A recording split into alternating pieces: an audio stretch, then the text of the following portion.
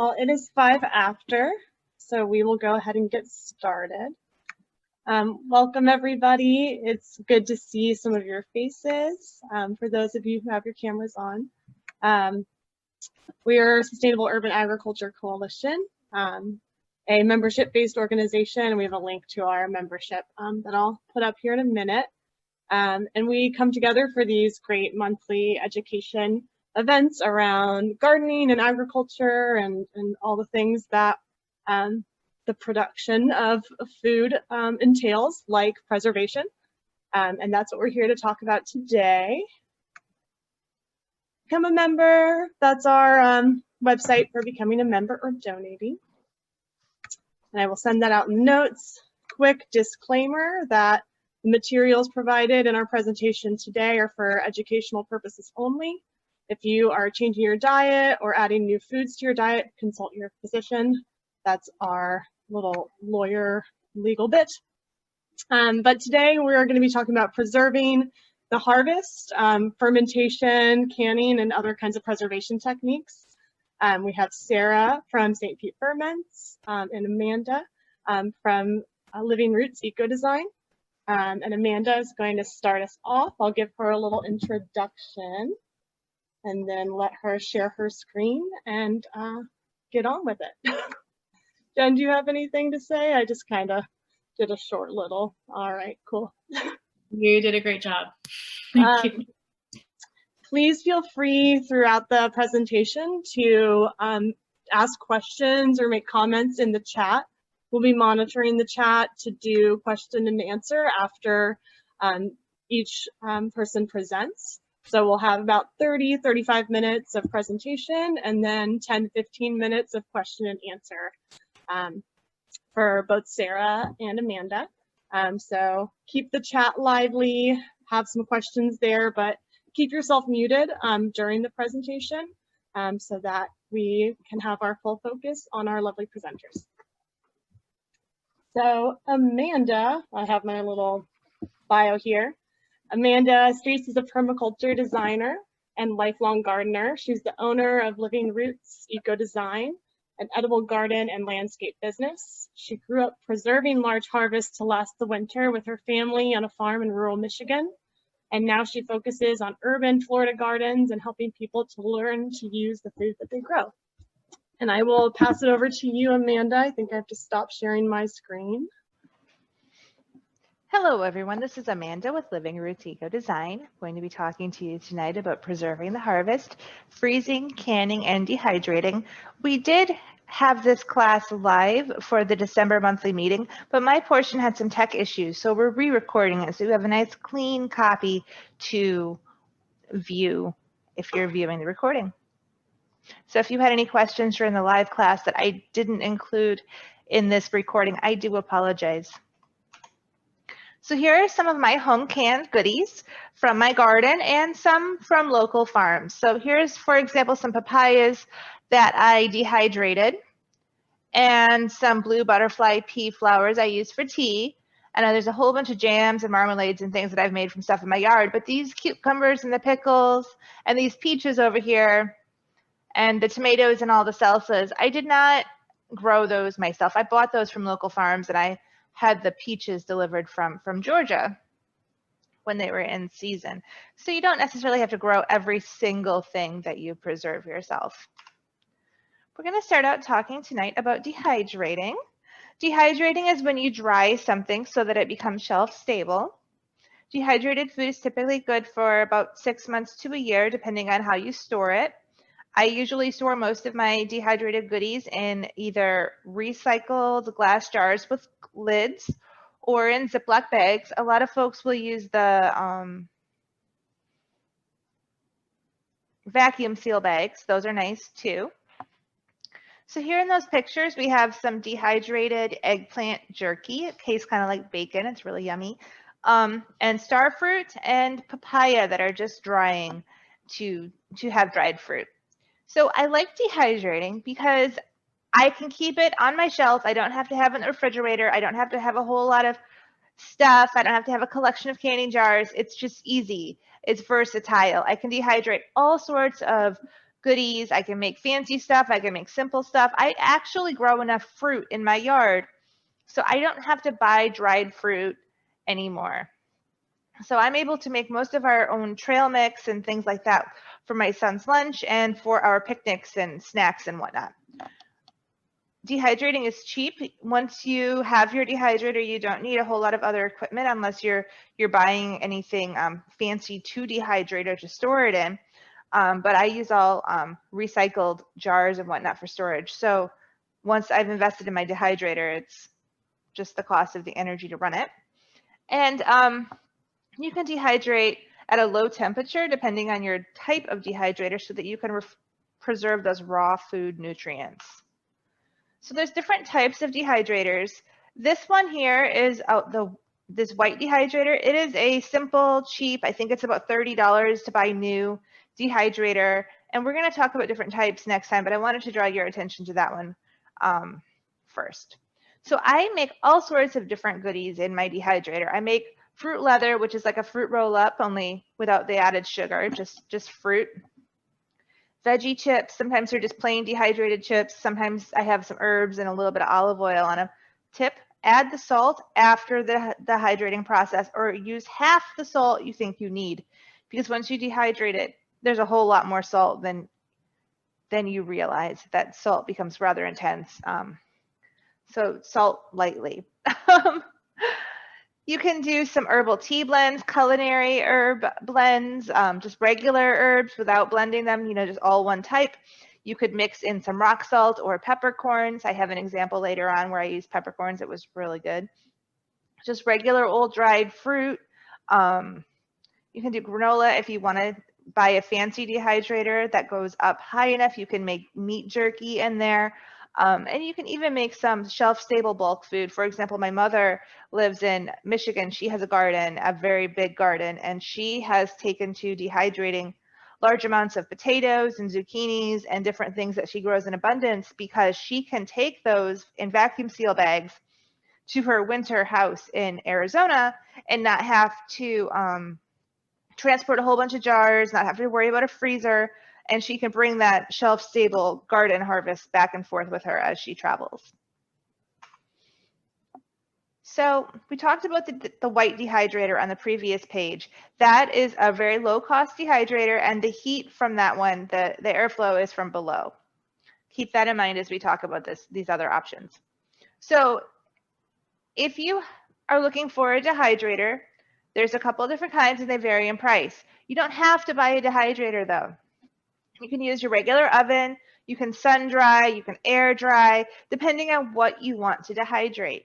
Now, of course, you can't dehydrate fruit or most things just in the air. You will want to put those in the heat. If we lived in a drier climate, yeah, sure, great. You could, do all sorts of sun drying. But I tend to sun dry just some, thin herbs that dry really quickly, and some flowers and things like that. Nothing that takes days to dehydrate. One thing that I do add into a lot of my dehydrated goodies is a desiccant pack. Those are those little white packages. They're small with like beads in them, kind of. They absorb moisture. Those are commonly seen in like vitamin bottles and stuff like that. I buy those. I don't just repurpose them for my vitamins. I buy those online, and I put those in my dehydrated goodies to make them last just a little bit longer. Florida's pretty humid. So when you're choosing a dehydrator, there's some different things to look for. First of all, a temperature gauge, in my opinion, is really handy if you're looking to invest in a good quality dehydrator. The dehydrator that I have is actually this one on the top here, the Magic Mill with 7 racks. That has a temperature range from 115 to 165. So I dehydrate most of my stuff towards 115, and it came with a really good instructional book to help me kind of navigate that as I got started with what temperature to use as I transitioned from just that white dehydrator, no temperature gauge, just turn them on, turn it off, that's all it did, to something that had a lot more settings. So of course, the guide that comes with your dehydrator is going to be great. And if you buy a reuse dehydrator, something that you got online or whatever, you can always just like anything you get, you can Google the instructional manual that is supposed to come with it, and usually you'll be able to find it. I chose one with a timer so that I could not have to be home to remember to turn it off to make sure that things aren't getting overdone. If you're home a lot, or if you know that you're going to be paying attention to something, you don't necessarily need a timer. You could set an alarm on your phone or whatever. There's two different ways there could be airflow. So in that white dehydrator on the previous page, the airflow came from the bottom. On the more expensive dehydrators, the airflow typically comes from the back, so it goes across all of the racks evenly. The ones with the airflow from the bottom, usually you'll have to rotate those trays because the bottom trays will get done before the top trays. Some have plastic racks, some have metal racks, and of course, they vary in size. So the dehydrator that I have with 7 racks, to be completely honest, is a very big dehydrator for my family of 3. I have a pretty big garden. I have a lot of fruit trees, and I do a lot of dehydrating. Honestly, I use my dehydrator more than my oven. That dehydrator is going all the time, especially this time of year with all the ripe fruit and me wanting to send some dehydrated fruit out to my family for Christmas gifts. The 7 racks is, in my opinion, more than enough for my needs. And the 10 racks, do I need that much for an extra $100? Not really. So they vary a lot in price. And again, you can probably find one used at a thrift store, a marketplace, or whatever, if you're trying to save some money. You can also dehydrate in your oven or find something such as one of these screen towers here. These are for air drying herbs. You can put them indoors or outdoors. Some folks will dry seeds on them or flowers and things as well. So those are handy. And then depending on what it is, I will just air dry. This first picture there, that is some moringa leaves that I harvested and bundled and just hung on the wall to dry. I do that with rosemary a lot too. And then this second picture is actually some golden cayenne peppers. They're really yummy, but really spicy. Anyway, I strung them on a string with a needle and thread, sewing needle and thread, and I just hung them up in a sunny window. They didn't take very long to dry, but if I do air dry something, I watch it very closely to make sure that it isn't showing any signs of molding or looking less than fresh. These are 2 separate trays that I put in my dehydrator at the same time. One side is garlic chives, parsley, and those yellow golden cayenne peppers. The other side is oregano, rosemary, and red bird's eye peppers. I made a classic dehydrator mistake here, easy to make. I put things that dry quickly on the same tray as things that don't dry quickly. What I really should have done is separated the parsley leaves from the stems and put all of the peppers, the chives, and the parsley stems on one tray. And then put all of the parsley leaves, oregano, and rosemary on the other tray.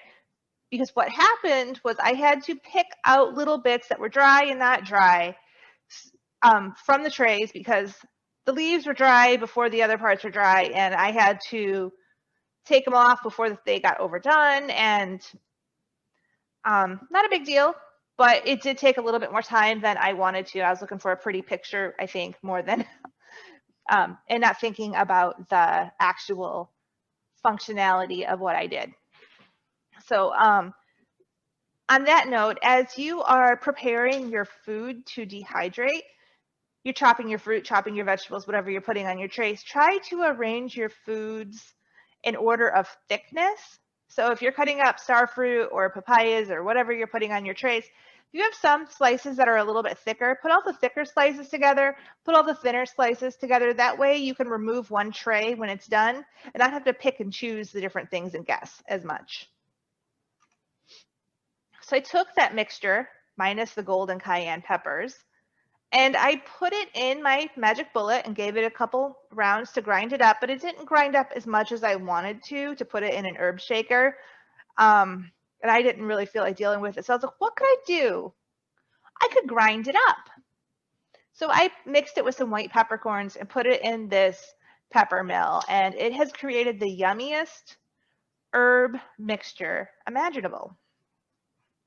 And you could substitute out the peppercorns for rock salt if you wanted to, or add them in. This would make a really nice gift for somebody in a recycled jar, just to give someone this nice herb mixture, and I know it would be appreciated by most folks. I'm gonna move on to freezing.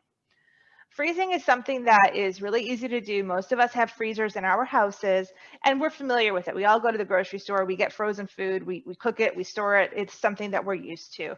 Freezing is great because if you preserve it very soon after it is harvested, you're preserving all those nutrients, and the texture does typically stay better, especially for vegetables, well, and fruit too, than it does when you can it. Things that get canned tend to get squishy, smushy. Like canned peas, for example. Frozen peas, in my opinion, are way better. And if you just have like an extra batch of green beans, for example, and you're like, I'm not going to eat these, you could easily put those, blanch them. We'll get to that.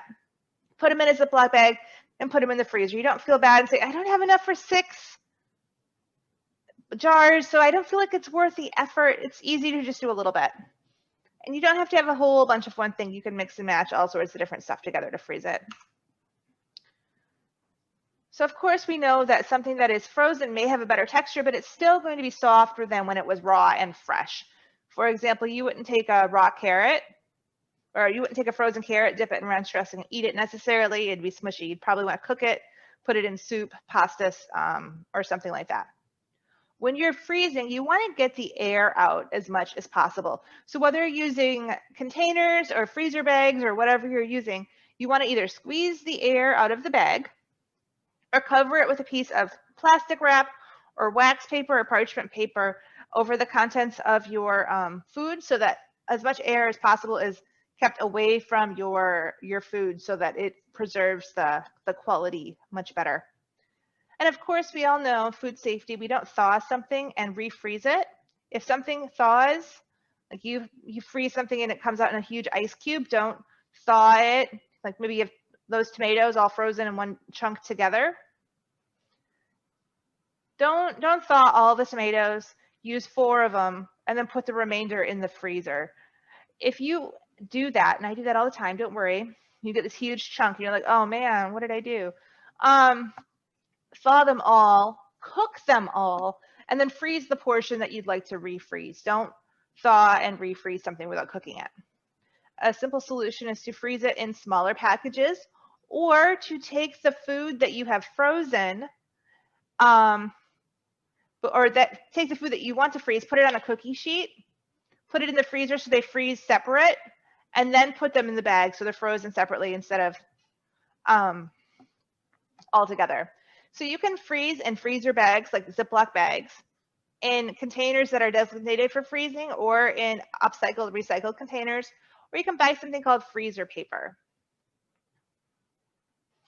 And that's like parchment paper or wax paper, but it's thicker and it's lined with something kind of plasticky to prevent freezer burn. Things that are frozen will typically stay good in the freezer for about 6 months. So you can make all sorts of great stuff by freezing. Just real quick, this picture here, this is showing one way I use some cucumbers. I like to put vegetables in my smoothies. I don't like stuff super, super sweet, and I always try to sneak more vegetables into my kids' diet. So I took these cucumbers, I put them in my old-fashioned regular blender with some water, and I made this puree. And so all that was in there was cucumbers. I put them in a silicone ice cube, this is actually a cupcake tray, I think. And I do believe these are perfect 1-cup portions. I froze them, I popped them out, and I put them in a Ziploc bag. I think I ended up with 18 of these cucumber cubes, I guess you could call them. So I was able to add cucumbers to 18 smoothies. This was really handy. This was great, actually. And you can use this to make cocktails or those cold soups or whatever you wanted to. It's not limited to cucumbers. You could do this for anything, really.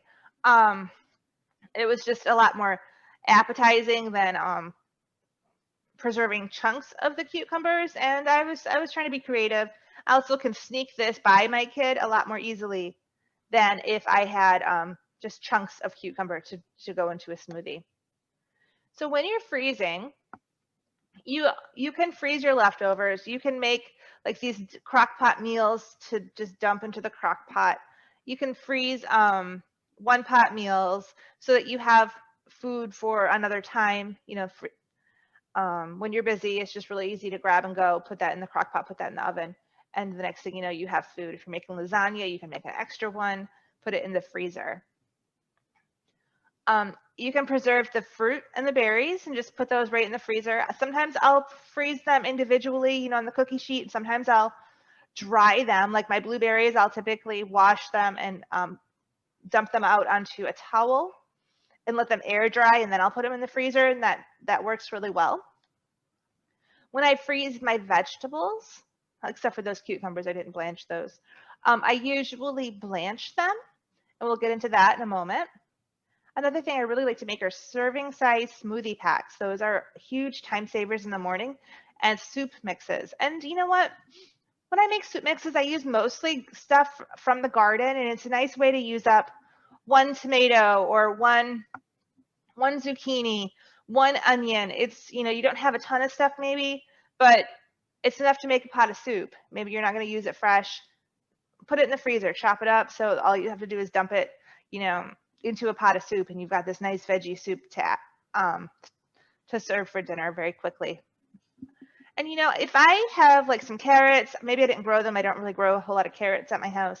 I have carrots from the store. I go ahead and put those in there too. I prepare them just like I had grown them at home. Wash them, peel them, blanch them, freeze them. So I've used blanching, this word blanching, a few times.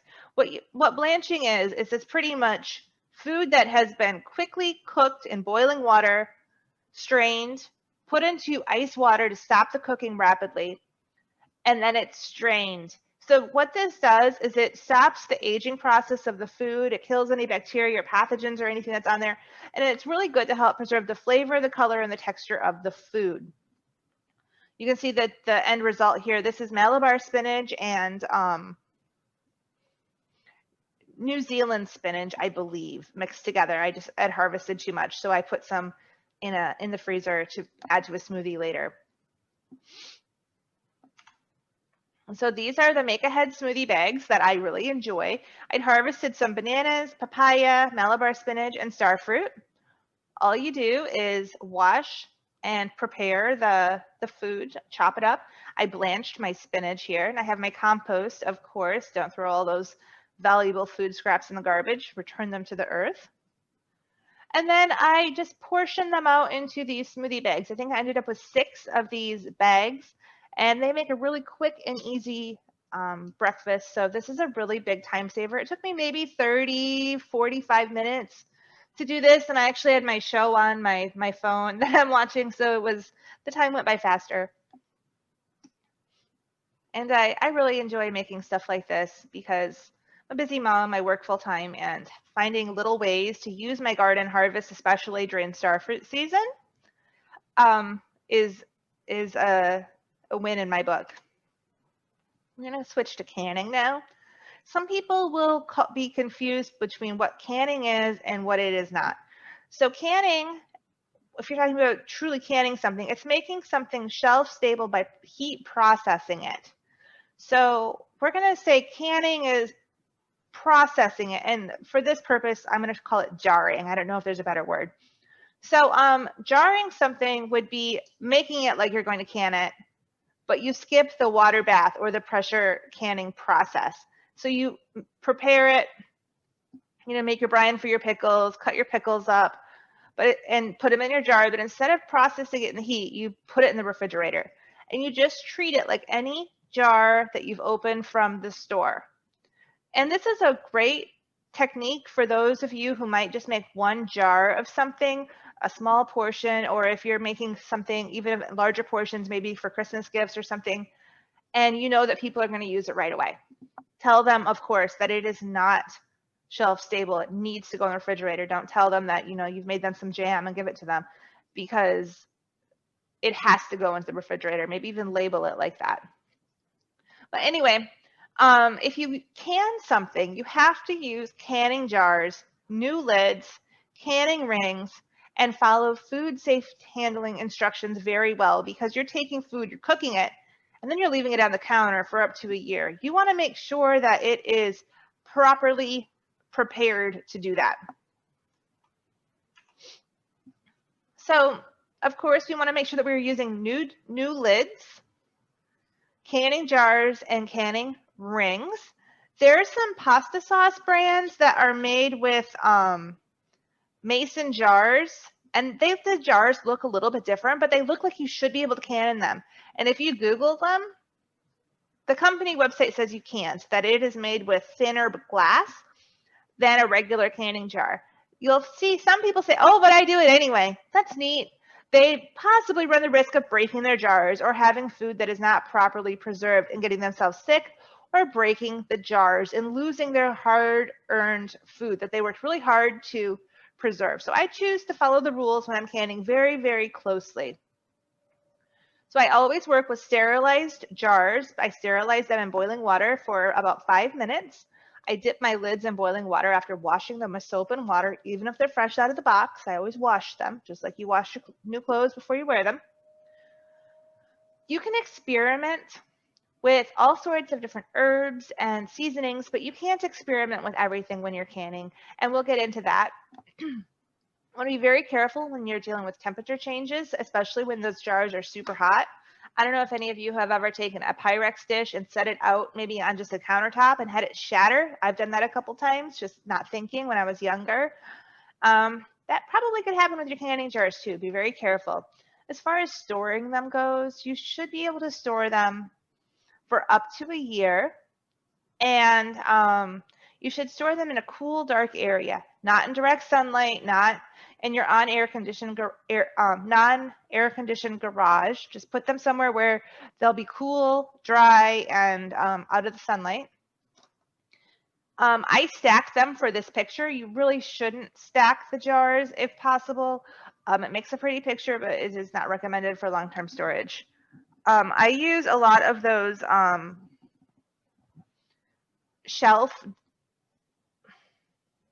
those racks that make an extra shelf in your cupboards for my canning jars, especially for the smaller ones.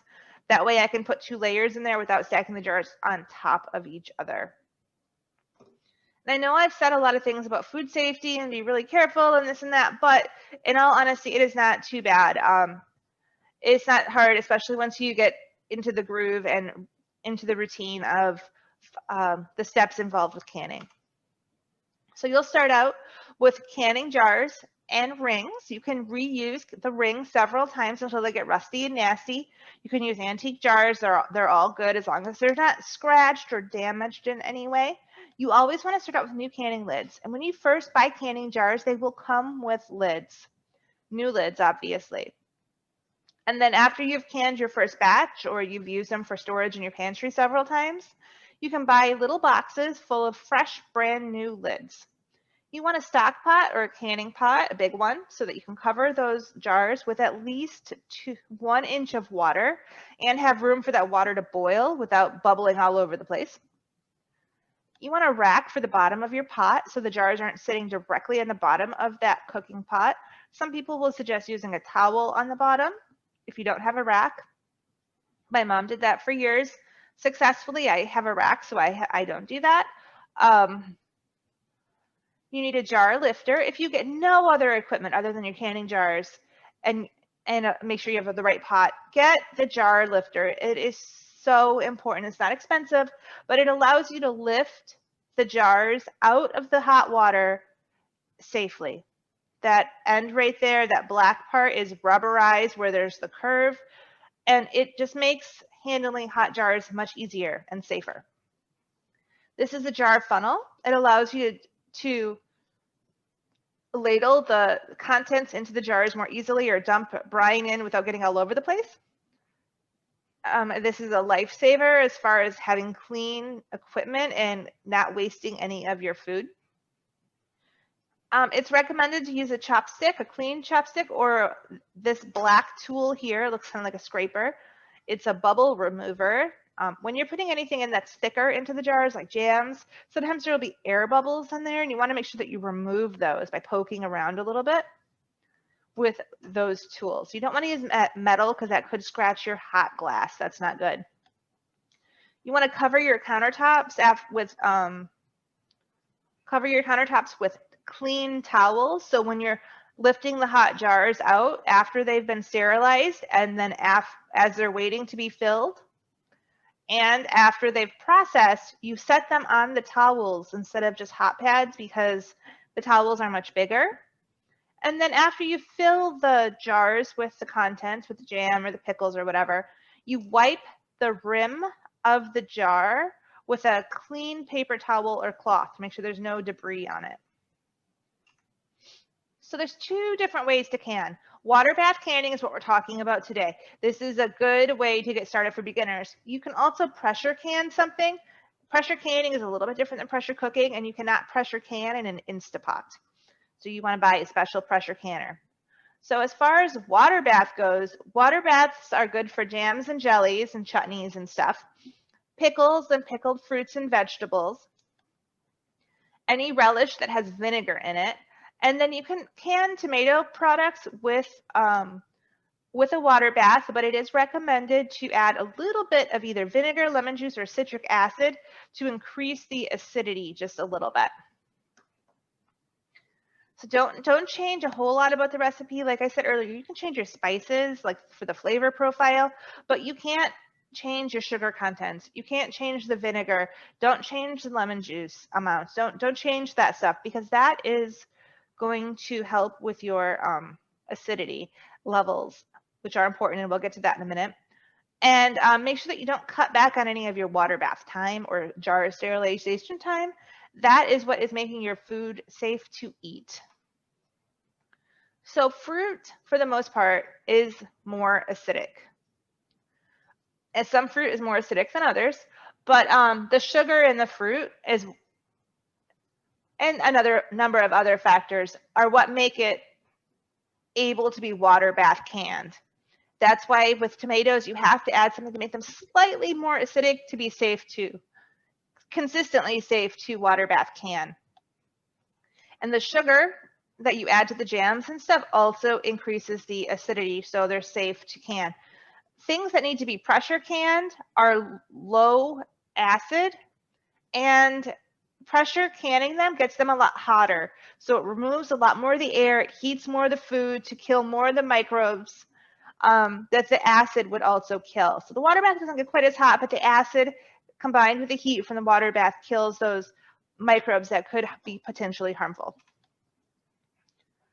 As far as safety goes with temperature changes, you want to keep your jars hot because you're ladling hot stuff into those jars. You want to keep them hot.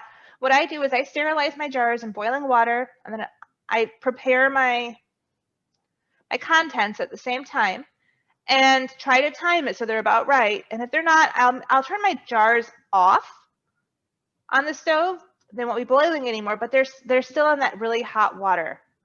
Once my contents are ready to be put into the jars, I'll remove the jars from the big pot of hot water, put them on a towel, fill them, and then wipe the rims, put the lids on, put the rings on, and while I was filling them, I would return that pot of water to boiling. And if it takes a few minutes longer than it takes to fill, that's okay.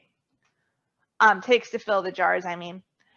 But once that water is boiling, you'll put those jars that were hot jars filled with hot contents back into the boiling water, process them for the time that they should be processed for. Sometimes it's 5 minutes for pickles, sometimes it's 20 minutes for jams. It depends on what you're making. And then remove those hot jars, put them back on towels. And if the towels were wet from before, I replace them just in case, you know, the water, cold water, wet, hot jars, I don't know, I replace them.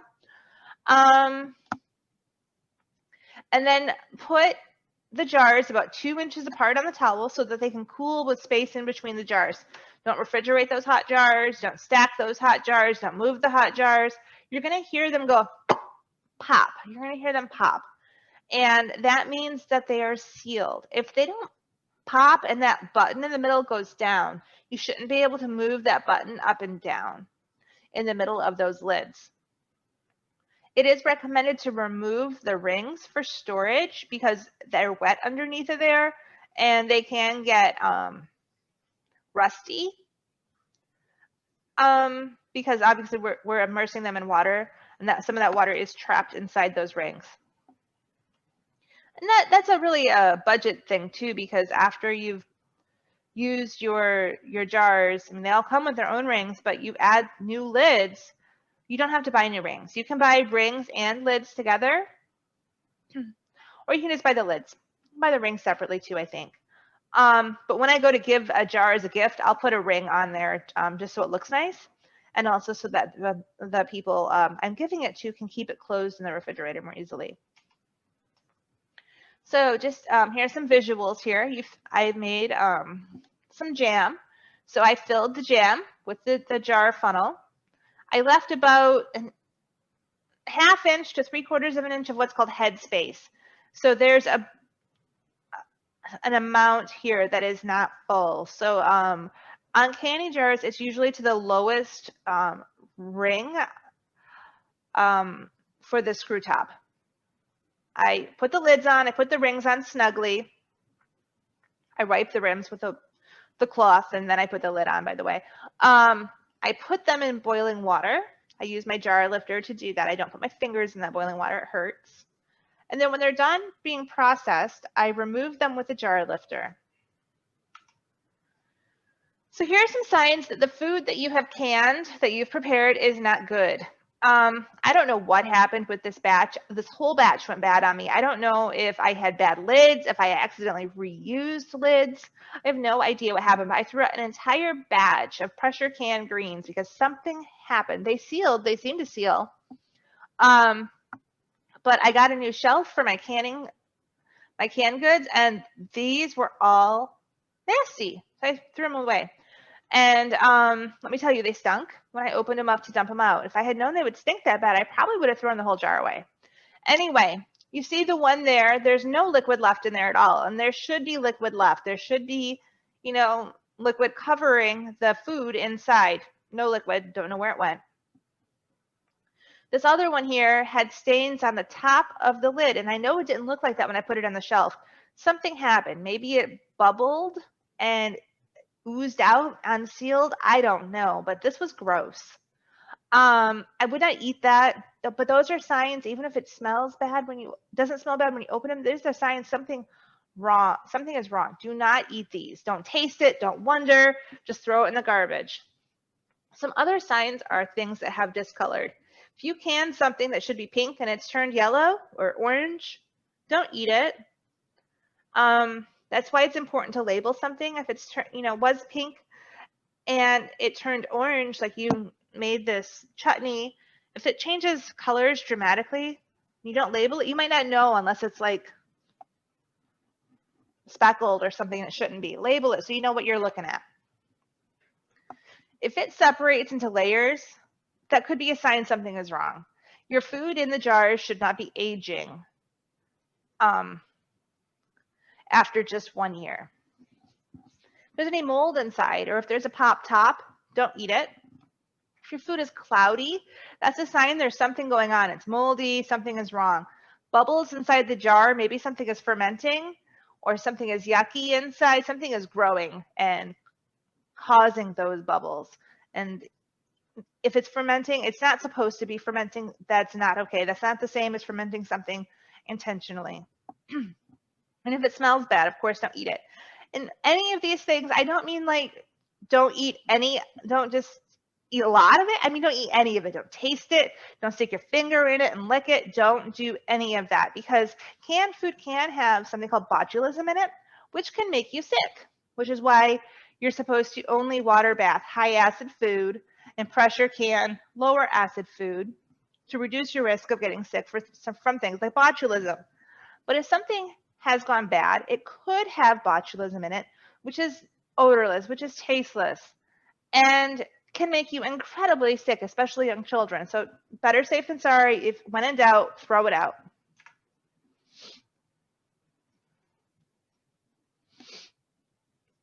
Some easy things that you can pickles and pickled vegetables. Those there are pickled jalapeno rings and pickled zucchini with onion, jams, jellies, and syrups.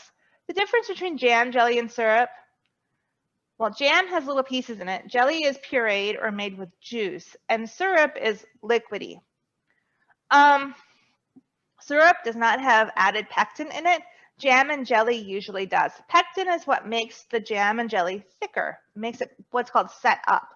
You can buy a product called Sure-Jell, which has pectin in it and a bunch of recipes and stuff. So it's just, buy it in a box, like with the canning supplies. You can buy it online.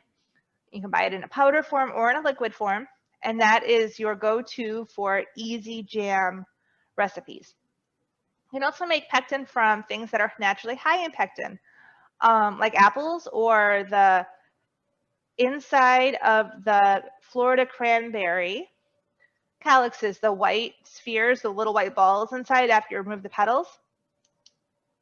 Those are naturally high in pectin. So are some citrus fruits. You don't have to make homemade pectin if you don't want to, but you can Google recipes for that. It's kind of fun to do if you're into cooking and trying new things. Homemade salsa, I added a little bit of vinegar to this, and couldn't taste it, but it did increase the acidity enough for me to feel comfortable water bath canning tomatoes. And that was in the recipe to do that. Make sure you label everything, like I said, not only for food safety, but so you don't mess up. I made salsa and I made marinara sauce this year, and I didn't label them very well. And I accidentally served some house guests marinara sauce and chips. That was fun. Relish with vinegar. This is relish that I made with cucumbers and peppers, I think carrots and onions. It was quite good. And hot peppers, by the way, spicy relish. Some basic tips: always use fresh produce, as fresh as possible. Don't use it with bad spots. So it may be tempting to be like, oh, look, I got a whole bunch of overripe berries. I'm going to make jam. That's neat. Don't do that. Use nice, good, fresh, ripe, but not overripe food.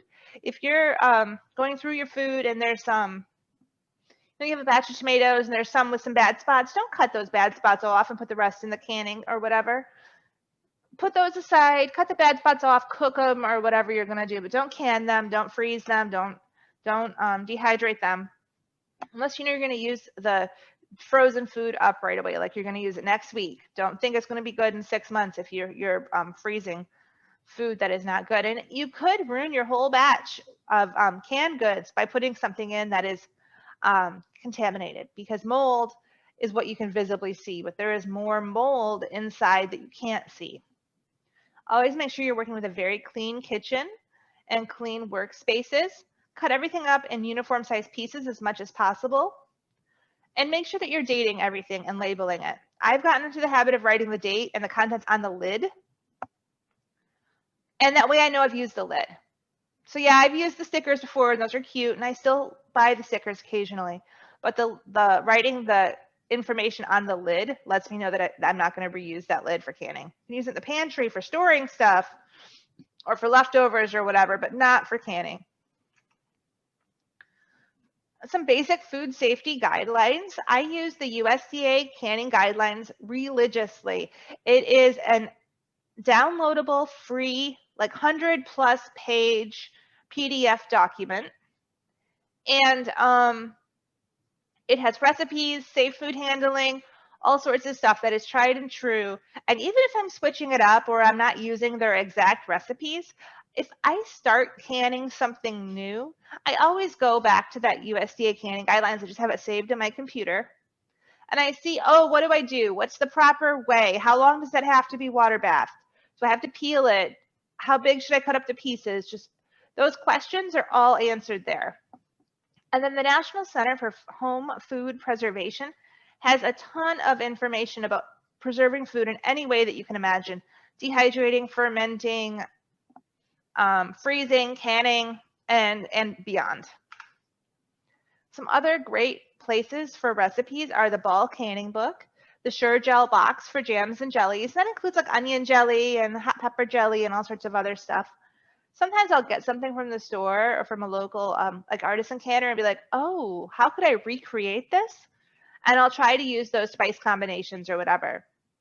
And then I do have some information on my blog at livingrootsecodesign.com about all sorts of different ways to preserve cucumbers and zucchini and some other vegetables. And I'm adding to that on a regular basis, trying to anyway, to help you all use up your harvest. And of course, you want to use as much of the food that you have as possible. And hopefully preserving it will give you some more information about how to use more of it. And then, of course, we want to compost the rest, return it to the earth to grow more food. All right, here is my contact information, everybody. Thank you so much for tuning in. And happy to answer any of the questions that you have. You can email me. My website is livingrootsecodesign.com. And I do garden consultations, permaculture designs, food forest installation, garden and landscape maintenance, all sorts of different stuff. So if you have any questions or would like to book me for an appointment, let me know. I'll be happy to help you out. Yeah, so we had some questions in the chat that I'll bring up now, and then I'll open it up for folks to take their mic off and ask questions. Okay. There were some questions about folks having issues with the seal on their jars and just having issues with jars of jam, you know, going through the canning process, but them not sealing. And wondering if you had any ideas about why that might be happening or any tips. I do have some tips. First of all, and I should have mentioned this in the presentation, you need to wipe the rim of the jars before you put the lid on.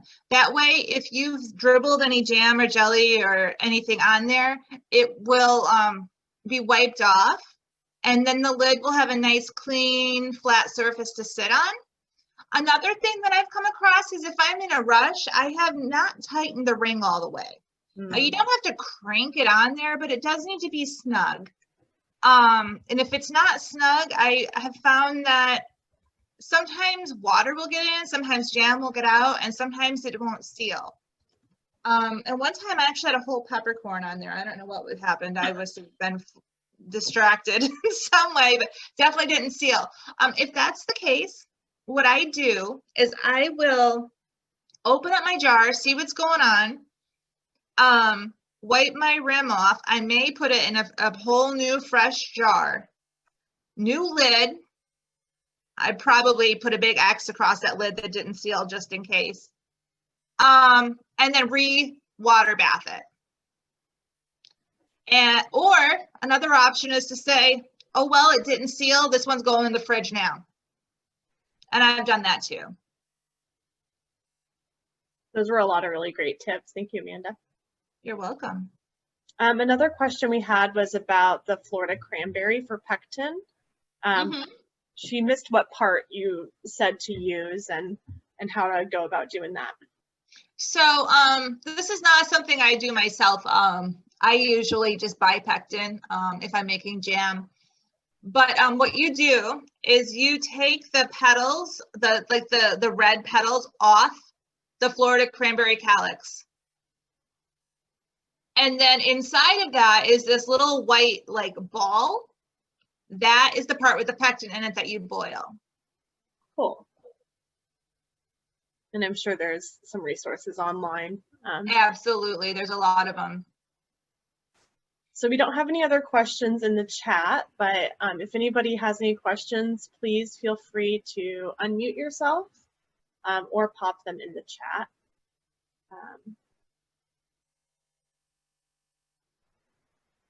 And if nobody does, I will ask a question.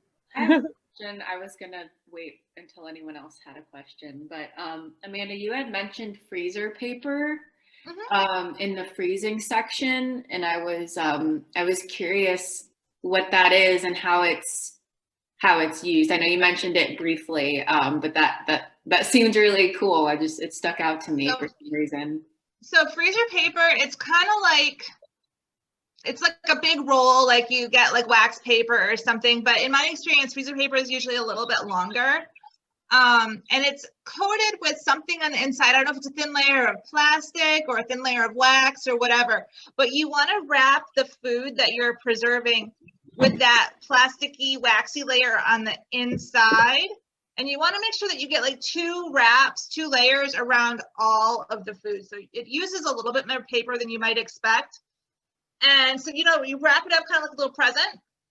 I use masking tape to seal it, to close it. And then you can write the name of the contents on it with just a permanent marker or whatever. I grew up north on a farm, so we used to wrap meat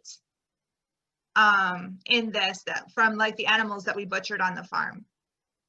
And you can do it with vegetables or fruit or whatever. I just kind of is like a tidy thing in my freezer. If I'm using freezer paper, I still put it in a freezer bag, but I'll like reuse a freezer bag. I won't get a fresh one, but I save some, you know, like if you put like chips or something in a Ziploc bag, just to keep it organized. And I'll have usually several of the freezer paper wrapped pouches, I guess you could call them, little packets, in one freezer bag. And it doesn't need the freezer bag. I like it so it keeps them together. Because usually if I'm breaking out the freezer paper, it's because I've got a lot of them. Awesome. Good to know. Cool, and we'll find that and link it into the notes too. And I mentioned in the chat, my good friend makes a lot of broth, and she is as low waste as she can be. And she has these like big, I think they're silicone, reusable, like Ziploc style bags that have been working really well for her. So I'll find those and also link them into the notes. There are some other ones too that you can use that are like freezer containers that I haven't tried yet. I don't know if they're plastic or silicone, but they're reusable, like special freezer Tupperware type things. So we have a few more minutes if anybody else has any questions. Would love to get the most out of our time with Amanda. Can you guys still see me? No. Oh, I'm sorry, my Zoom ominous is being dark square. funky. I have 2 books that I was going to recommend for you guys. I'll take pictures of them and send them over to Heather to send out. But I have one book that I really like. It's called Canning and Preserving for Beginners, and the Essential Canning Recipes and Canning Supplies Guide. And I found this one to be really easy to follow, and it had some fun recipes that maybe a lot of the other canning books didn't. Like it has a whole chapter on salsas and relishes. And it talks about both water bath canning and pressure canning, which is pretty neat, including like a whole chapter on canning stews and soups. And then this other one I just picked up because I love the way it was organized. It's called Can It and Ferment It. It is 75 satisfying small batch canning and fermentation recipes for the whole year. And what I liked about this one is everything is really small batches. So it's like a couple jars. So it's more reasonable for like an urban gardener to make these goodies with, you know, just the recipe for like 1 or 2 jars. And it's organized by season. So it's like spring, summer, fall, and winter, like what you would can when. Not necessarily aligned with Florida seasons, but it makes sense. You can figure it out. And the one thing I wanted to point out that I don't think I got to was I'm making a lot of holiday gifts for people for from my garden, and a lot of them don't include a whole lot of stuff. Like I'm dehydrating oranges, for example, and I might only dehydrate like 4 oranges, but I'm mixing it with other stuff like herbs, and maybe I'll give people like little bags full of herbal tea with some dried fruit in there. I've gotten some herbal teas lately from the health food store that were big chunky pieces of like dried fruit and herbs. I was like, oh my goodness, what an easy thing to make for people. And then it's so tasty. So that's kind of something I've been experimenting with, is different herbal fruit blends to make presents. That's such a great idea. So I'm gonna go ahead and introduce Sarah. Sarah Arzola is the founder of St. Pete Ferments in St. Petersburg. She's a St. Pete native and a proud Floridian. A product of the Sunshine City, she's inspired by her Latin American heritage, Southern roots, and their cultural exchanges unique to the Sunshine State. And I will let Sarah take it away with a fermentation demo. Heather mentioned my name is Sarah. I'm the owner of St. Pete Ferments in St. Pete, Florida, which is here. Let's see. Oh no, it's oh shoot. Okay, I got it. I'm good. I'm really happy to. I've never done a demo or presentation following other food preservation methods, and I think that's so cool and it's so important because sometimes being in the fermentation community and industry, we kind of pigeonhole what we do as being like a better version of food preservation, and that's just totally incorrect. It needs to be part of like a larger practice of food preservation. So I'm really glad, Heather, that you were able to kind of curate this with that in mind. And even as a fermenter of various foods, I just remind people that this is a way to do it, and it's not necessarily the best just because of its live cultured, aspects. In fact, some people can't have fermented foods for various reasons, or whether it's the timetable of certain medical treatments or antihistamine or histamine reactions, things like that. So we just have to be mindful of what everyone's going through, and know that probiotic foods are not necessarily a silver bullet. And I myself am very careful, and my viewpoints kind of changed over the years, learning about live cultured foods. And I rarely use the word probiotic just because it has certain, nutrition and kind of like a clinical connotation to it. So I see fermentation as just like a fun food practice. It's a fun way to cook food with microbes, if you will, and you get some really interesting and unique flavors through fermenting, just because of the acids and enzymes that the microbes produce as a byproduct.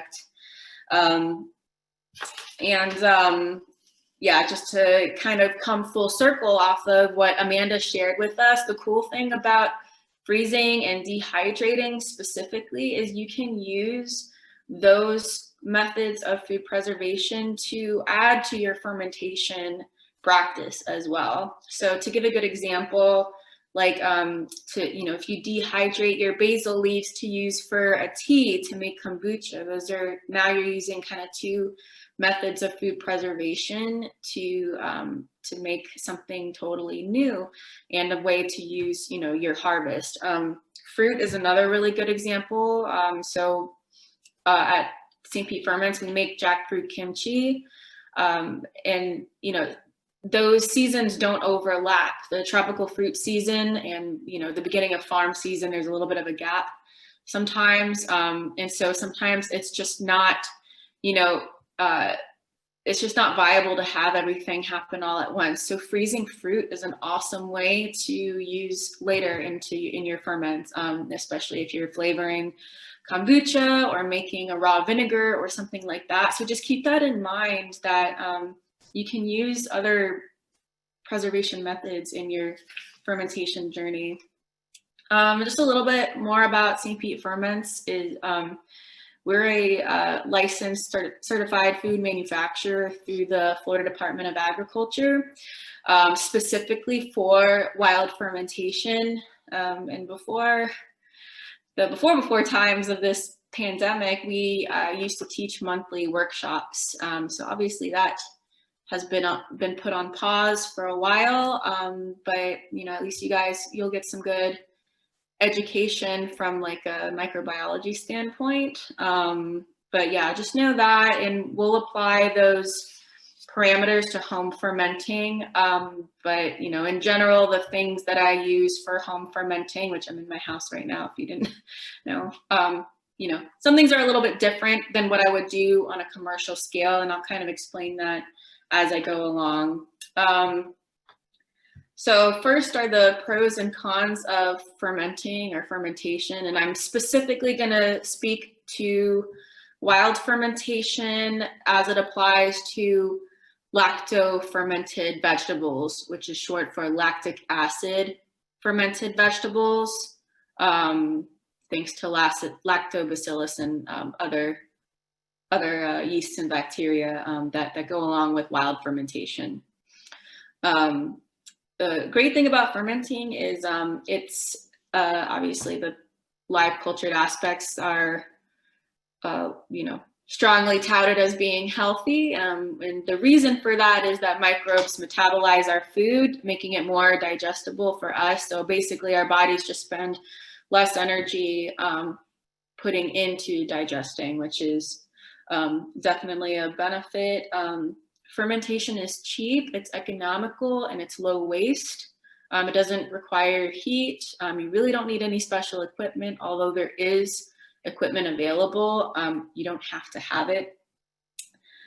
Some of the cons of fermenting are that it doesn't last forever, especially, you know, compared to some of its shelf-stable or frozen counterparts in the, you know, preserved food world. Fermented foods definitely don't last forever. Some of them can last a long time, such as soy sauce, you know, but when we're talking about vegetable ferments, you know, they don't last forever, and they do require refrigeration if you're going to be keeping them long term. And so that can be a drawback as well. So, you know, you would need to be an owner of a refrigerator, which most of us have, but still something to keep in mind.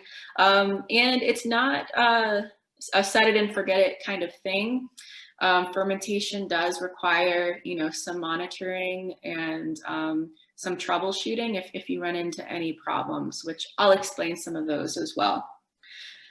Why we should be fermenting with our edible plants in our garden. I mean, self-explanatory that we have them, and you know, they're available. You know, all you have to do is walk outside your lovely garden or to your friend's house or whatever, and you can use things that are growing around you. The main benefit is the geospecificity of microbes. So similar to local honey, microbes are specific to your environment, and that's really one of the reasons wild fermentation is so healthy, is because you're incorporating the native microbes into your food, and that, you know, that becomes part of you. Our bodies are 90% made of microbes, and those types of microbes are most resistant to local diseases. So, you know, it's much more beneficial to you as someone who's, you know, growing food or interested in, like, you know, local agriculture and permaculture to incorporate those into your fermentation practice versus, you know, buying the, you know, organic, fair trade, all that kind of stuff, blessed by fairies sauerkraut. If it's from Oregon, it's going to be much more valuable and beneficial to you to make it yourself. And I always tell people that the best sauerkraut is the one you make yourself, and it's for that reason. We should use these plants because their nutrients become more bioavailable through the process of fermentation. What's happening in fermentation is we're pretty much allowing microbes to break down our food. We do it in a controlled environment, you know, but basically we're making these larger macro or micronutrients, and they metabolize them and they break them off into smaller parts, and our body can like more easily absorb that. So that's one really cool thing also about fermentation. So if you have plants and you know they have like a really good you know, nutrient value, or there's something special about them, why not incorporate them into making a sauerkraut or what have you. I'll touch on wild fermentation. versus using a culture. I'm a huge proponent of wild fermentation in certain applications of food, so mainly vegetable ferments. You wouldn't, wild fermentation doesn't apply to some things like your cheeses or kombucha. It doesn't apply to tempeh or koji or, yogurts, things like that. You do want, a specific strain culture or a specific strain of yeast and bacteria. But with plants, it's really, I encourage wild fermentation because there's a necessary succession of microbial populations that need to have happen in order to properly ferment your foods. Those changes kind of occur subtly and over time. So if we do something like add, a previous batch of brine from another ferment at the beginning, you're introducing microbes that they're not quite there yet with the vegetables that are just being introduced to your ferment. So really all we're going to do is use vegetables and sea salt for this, and that's it. The salt is what really helps us make it makes an environment like a saline environment. So that's going to discourage certain growths of certain types of microbes, which is what we want. We want to create a stable environment for mostly lactic acid producing bacteria, but also other bacteria that can thrive in an acidic environment. With wild fermentation, there's no need for heat or vinegar. And for sauerkraut, there's really no need for water either, although you can use that. So yeah, that kind of speaks to the low input method of wild fermentation. All right, before we get into the equipment that I'm going to use, let me explain some food safety protocol that, it is important. I think sometimes fermentation has this reputation of being deceptively simple. And I think that it is, but it's some people will oversimplify and kind of, not talk about food safety. That wouldn't be very responsible of me to gloss over that. So the main aspects of food safety for wild fermentation are time, temperature, salt or salinity, sanitization, and pH. With time, good food takes time, slow food takes time. We live in I'm sure all of you are well aware of the woes of our current food systems. That's why we meet together with groups like this. So it's good that you all kind of have that mentality, but we want to give things enough time, especially with fermentation. Like I said, there's a succession of microbial populations that need to work in competition at first, and then that's what makes our food safe.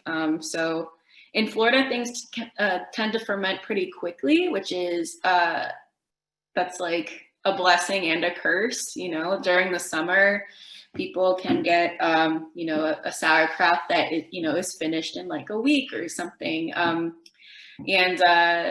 it gets cool like this, it's probably going to take you a little bit longer. But basically, you always want to give your ferments enough time, and it's really not something you want to rush. I know for St. Pete Ferments, we do a 4 to 6 week timetable for all of our sauerkrauts, and it's just the way it is. And I don't compromise that because that's where the flavor, all the good stuff is going to come from.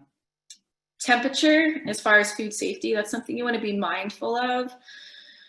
Anything in the 105 to 115 degree Fahrenheit temperature range is going to kill your microbes. And the warmer you get, things are going to ferment more quickly. And the colder they get, they're going to be more slowly. Microbes are very similar to us. When it's warm, we want to go outside and eat all the carbs. And then when it's cold, we want to snuggle up and go to sleep. So just keep that in mind.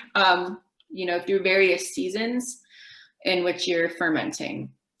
And that also that goes hand in hand with salinity, or how much salt you're using. So salts is, it's kind of like our safety regulator. Not only does it flavor our food, but it's allowing the beneficial bacteria to us to thrive and cultivate in the early stages of fermentation.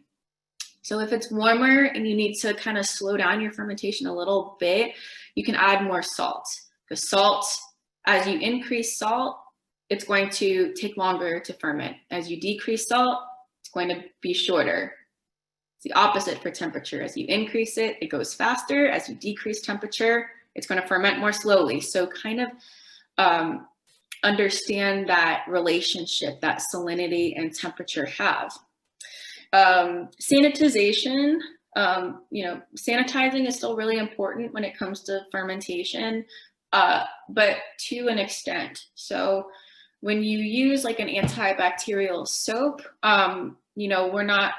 it kills 99% of whatever microbes, right? So that's including the good stuff. So you want to be mindful of sanitation in a way that does not harm or won't interfere or contaminate your good bacteria. So, like a hot water, like boiling bath is a good idea, or, use pH to your advantage. So like a white vinegar is really good to use, or like a salt solution. Some people do that. You just want to make sure those things come back to room temperature before you use them for fermentation.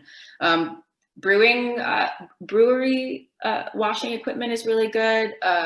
Like as a commercial use, that's a good thing.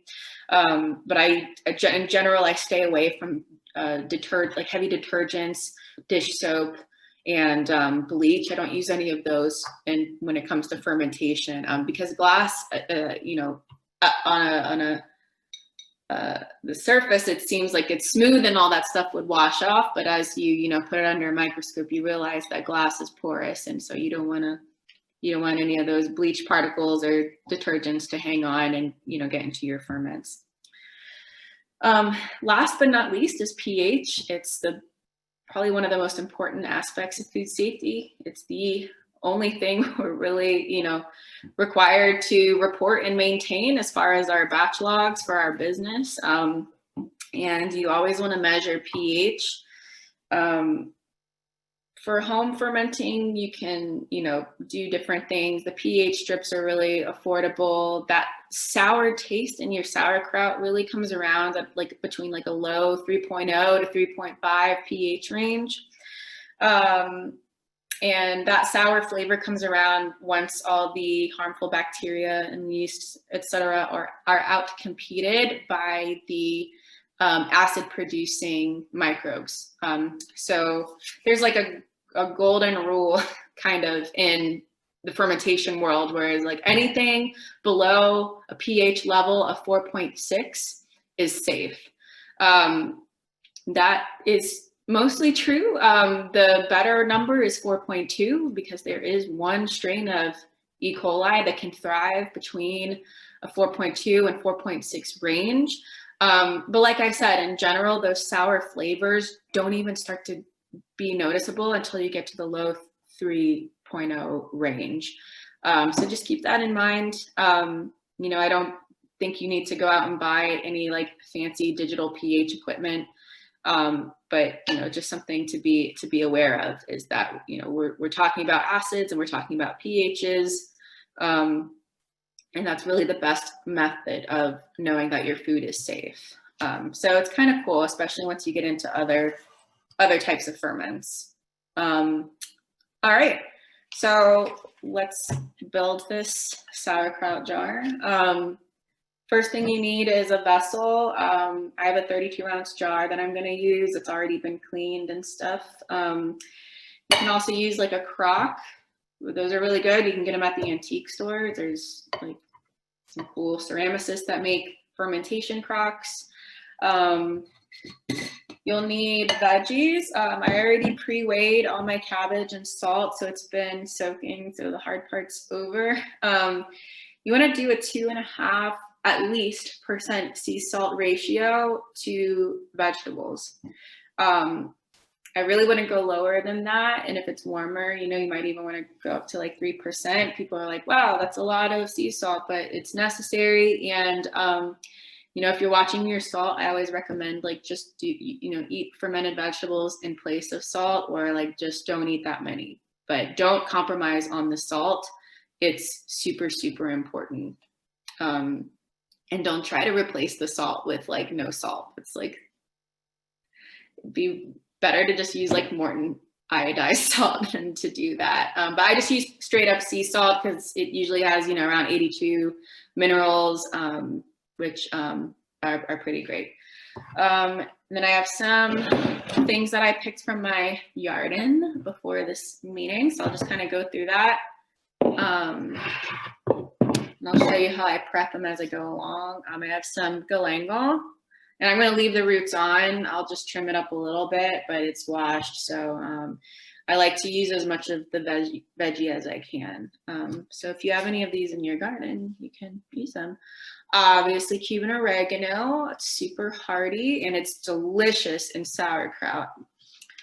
I've got some Ceylon spinach. And I'm going to leave the flowers on and everything because I think they're super cute in my sauerkraut. Greens in general are hard to kind of ferment on their own. They just don't have, you know, quite that carbohydrate content like a regular cabbage does. So rather than fermenting them on their own, I like to mix them into a kraut. That way I can still ferment them and get the benefit without having to like have it just be like just straight up spinachy and weird, because sometimes they get weird. I've got some Spanish needle. Which I learned like a couple years ago. You can, you know, eat the whole plant essentially. So I'll use some of the buds and leaves for that. I have some sweet potato leaves, which I'm also going to use. Then I don't know if I'm going to be able to fit all this, but at least you'll have some ideas. This is actually a cucumber that came in my CSA. If you have cucumbers, here is a hot tip. If you're going to ferment them, whether you're going to ferment them for sauerkraut or try to make lacto pickles or whatever, you just want to chop the blossom end off. That's like kind of important. But I just chop both ends off to be safe. And then I'm going to shred it up and like put it in my sauerkraut. It's a fun way to make like a dill pickle kraut without having to master lacto fermented cucumbers, because that's kind of hard sometimes. And I have some lemon. My tree didn't get very many lemons this year, but I'm going to just put in a few slices. Lemon is a really good one to add to sauerkrauts. Fruit in general, if you keep it, you know, under 20% of your overall volume of vegetables, you know, you'll still favor lactic acid fermentation as opposed to alcohol. So just something to keep in mind. So I'm just going to tear off some of these buds on my flowers. I'm just going to roughly chop these sweet potato shoots. And you can use the stem too. I like to use as much of the plant as possible. I might try to regrow some of this, but I'm just gonna pick off my spinach buds. For my salt ratio, I did 2.75%. So I weighed my cabbage shreds, multiplied it, I weighed it in grams, multiplied it by 0.025, and that gave me my grams for salt. So for scales, I really recommend, this one was like $10. This one does pounds. So as far as a gram scale, I don't recommend this, but it'll go up to 10 pounds. It's really good for pounds and ounces and heavy grams. So if you're doing like 50 to 100 grams of certain ingredients, but for sea salt, it's so small. I mean, you're talking like 2.5 to 3% for some things. I recommend a much smaller gram scale, if you're into herbalism, you probably already have one of these, but these measure to the 1/10 of a gram. And it's much more sensitive to small grams than the larger gram scale or the larger pound scales are. Okay. I'm just gonna chop up some of this Cuban oregano. And a little bit of this galangal.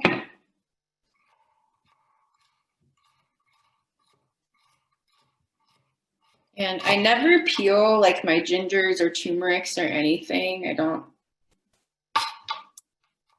do that. It just seems tedious. I don't know, maybe I just don't want to do that much work, but it's not really my style. And I'm just gonna rough chop these guys. My oregano, my leaves, I'm kind of just gonna leave whole like this. And then my lemon, I'm just gonna do a couple slices and I'll show you how I put that in my jar. And then for my cucumber, I'm just gonna kind of like make pieces, like then little pieces like you would for a salad. And you can use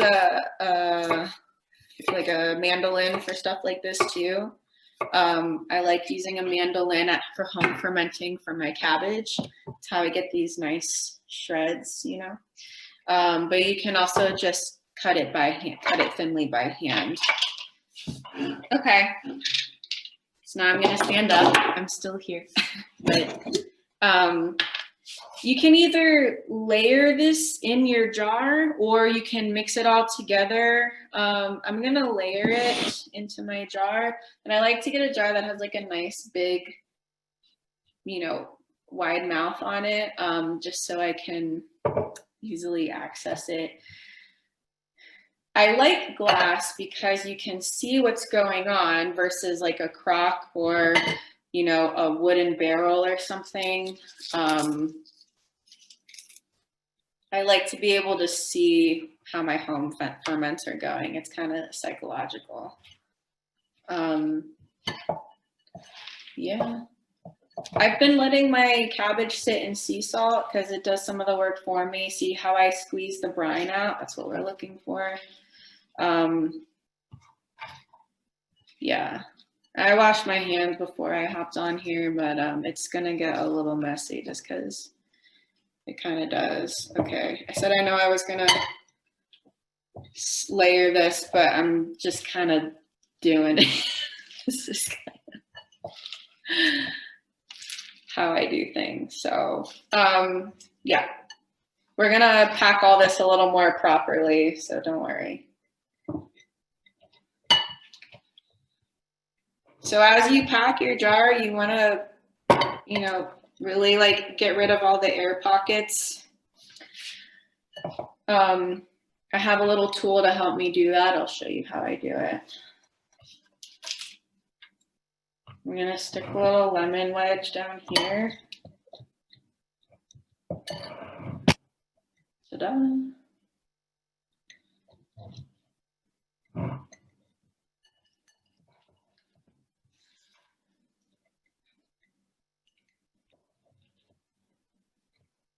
All right.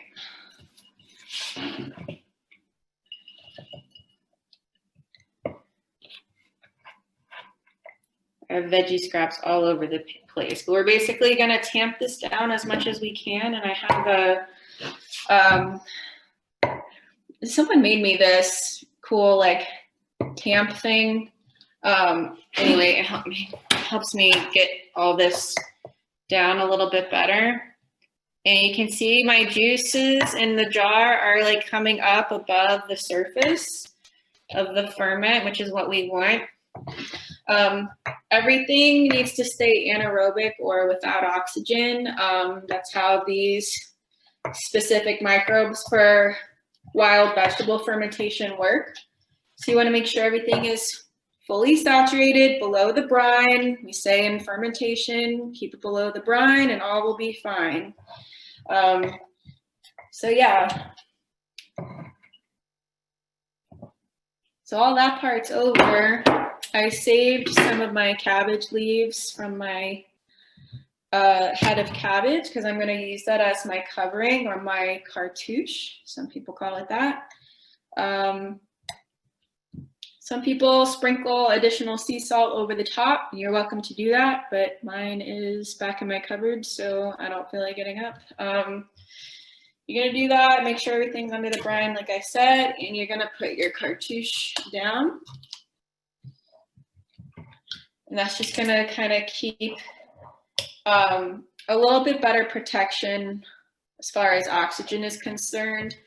And also brassicas are super resilient when it comes to surface yeast. Sometimes you'll get a surface yeast or what we'll refer to as like a CAHM yeast, K-A-H-M.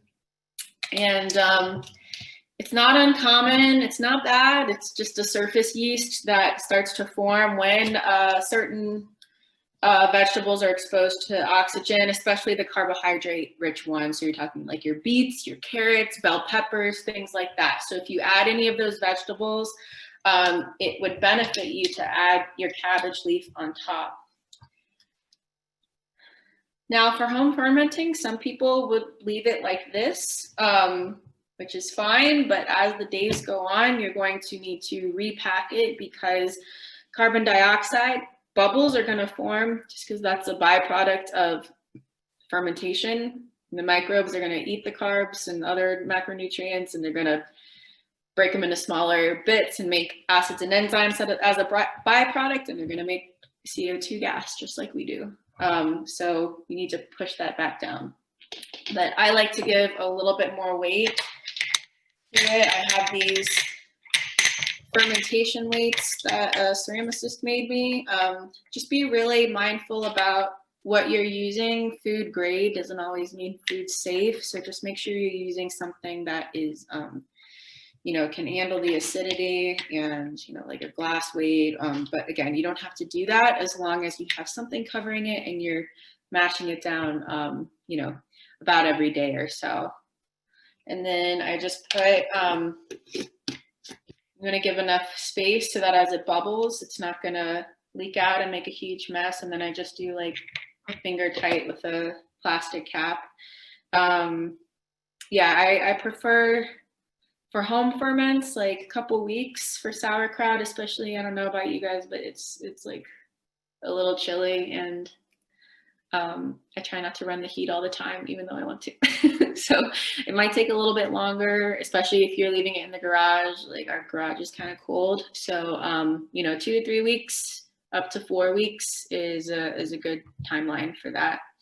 And waiting is the hardest part. So just be patient, and now you know how to use your garden veggies. And as far as any additional resources go, like I said, pre-pandemic, we taught classes all the time out of St. Pete Ferments, but you can follow us on Instagram or Facebook. It's just St. Pete Ferments for all social media platforms. Or you can email me. My email is on stpeteferments.com website, and you can also sign up for our email newsletter if you go to stpeteferments.com. It's like a little pop-up window, and it'll ask if you want to sign up for our email newsletter, which is always fun. And then as far as any books, if you guys are interested in more vegetable forward ferments, I really recommend, I have them down here. My favorite vegetable ferment book is Fermented Vegetables by Kirsten and Christopher Shockey. This is a very used book. I use it all the time. Kind of got busted, but it is a really good book. And the reason I love it so much is it goes through vegetables by they're like alphabetized, so you can quickly consult, like if you go to the farmer's market or you have cabbages or shiso or whatever in your CSA box, you can just go straight to the pages that have those recipes.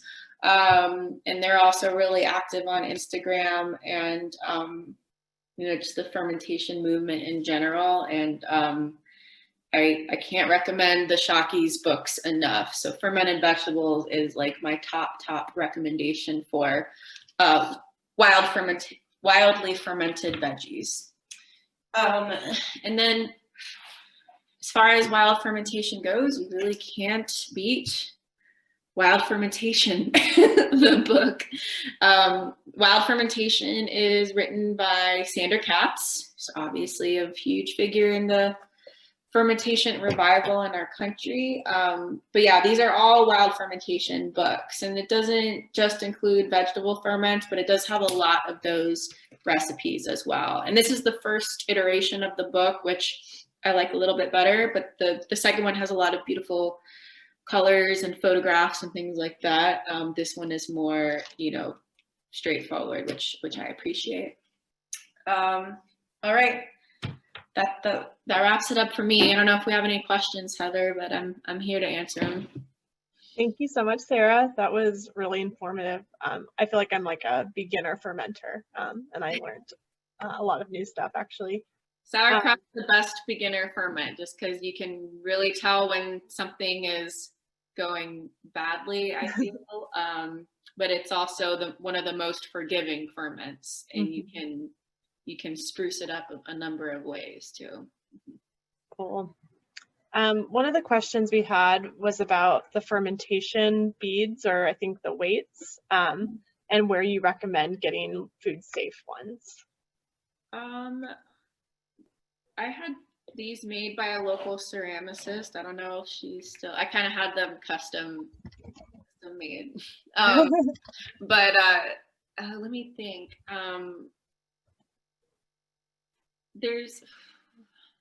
I don't know the particular brand, but I know Mason Tops. They sell a lot of fermentation equipment. They sell, like, if you've seen the little pickle pipes that they screw onto mason jars.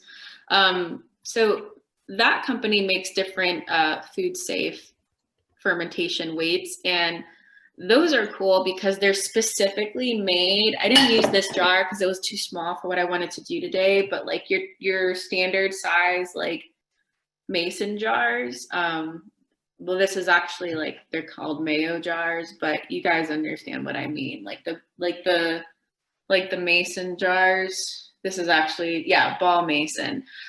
The Mason Tops company, they sell weights that specifically fit those widths. So I would check them out. Cool, great.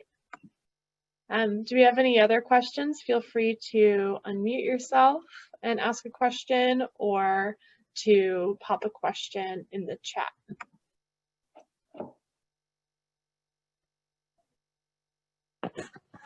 Hey, Sarah, this is Lisa Pineda. I did have a question about you. I love that you're using Biden's other non-traditional things.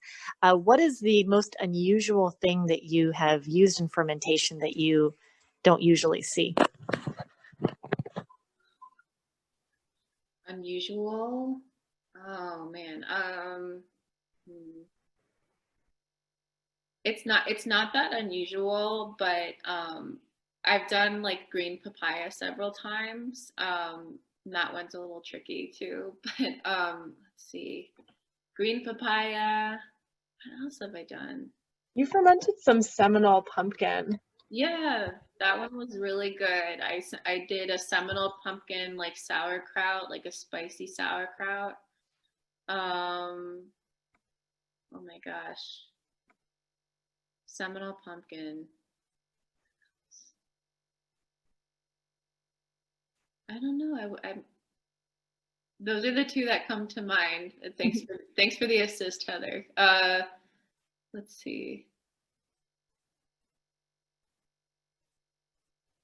Oh man, I don't know. Maybe what's weird to me wouldn't be weird to some other folks, but yeah, I thought the green papaya is an interesting one for sure. Oh, well, I mean, I mentioned the jackfruit. That one's, at least to people outside of Florida, they find that very, very unique. We have a lot of really cool tropical fruit that grows in Florida, as you guys know. And so I try to do, mostly with kombucha, but I try to do as much with that stuff as possible. Yeah, that's my answer. I hope that was interesting enough. Yeah, the Cuban oregano is really, like, I made a couple months ago, we did a fundraiser for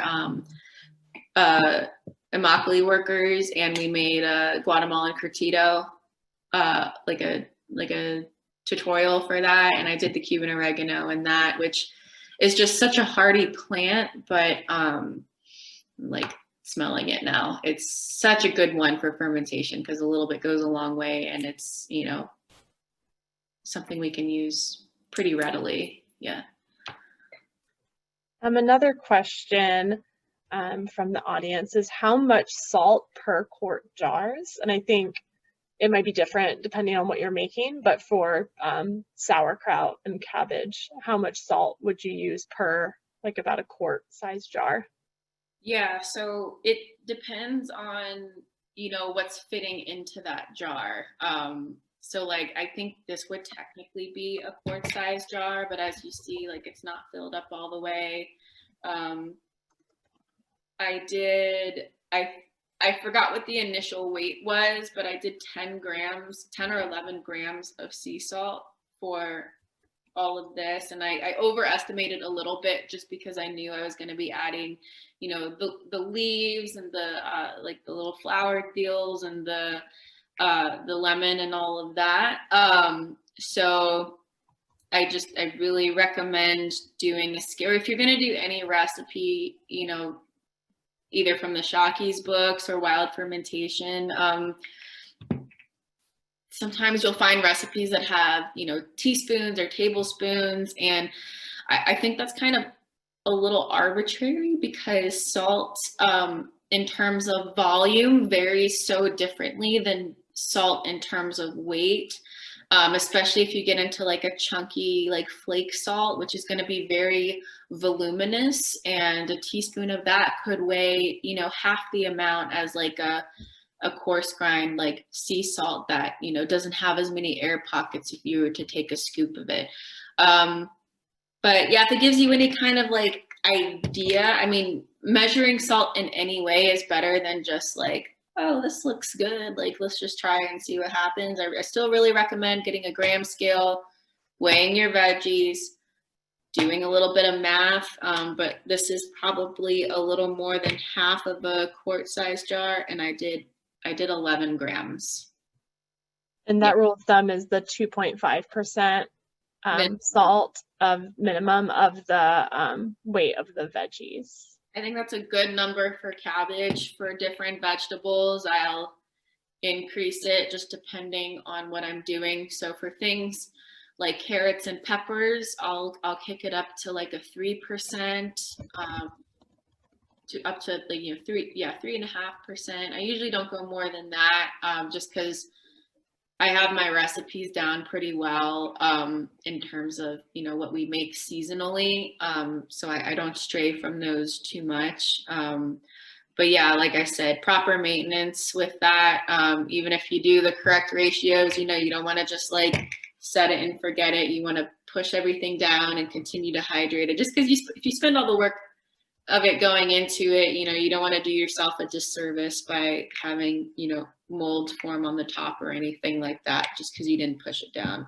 But yeah, I recommend getting like just like a little dinky battery operated scale. You will use it so often in your fermentation ventures and like other culinary applications too. Things like tempeh or koji that require, you know, if you get like a packet of spore by weight, I mean, that stuff is that stuff starts to get very expensive. So if you just start using Spore willy-nilly, you could be using more than you really need. And so for things like that, you know, if you only use a couple grams at a time, it's really helpful to have a gram scale. I really recommend it. Yeah. Perfect. Yeah, that was a great answer. We have one last question from the audience. Have you ever tried fermenting bamboo? And if so, do you have any tips? No, I haven't. I would think that I feel like I've seen kimchi recipes with like the bamboo shoots though. I think a kimchi recipe would be really good for that. But yeah, just use it like you would a vegetable. That sounds really good. I don't know anything about bamboo, unfortunately. That sounds great. We should ask Andy Firk. He's the bamboo genius of like 2018. That was his year deep dive. Yeah. Oh yeah. That would be awesome. He knows a lot. He knows a lot of stuff. Yeah. Cool, you guys. Cool. Well, I'll open it up for time for one more question, and then if there aren't any, I will wrap us up for the evening. All right, I'm going to share my screen. We take time at the end for community announcements. So if anybody has any announcements, any upcoming virtual or outdoor socially distanced events, or just something that you think folks should know about in the urban ag, garden, permaculture world, feel free to unmute yourself and let us know about it, or type it in the chat and I will read it out loud.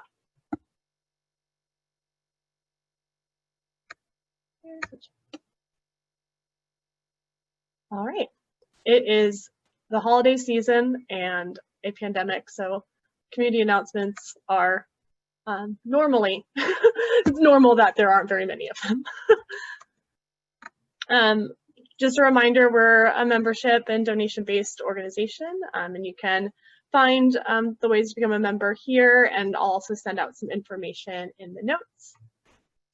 And I'll also put this link in the notes. Sign up for our mailing list. That's how you find out about future events, and also where the notes go as far as email is concerned. So the notes will go out to all the emails on the MailChimp.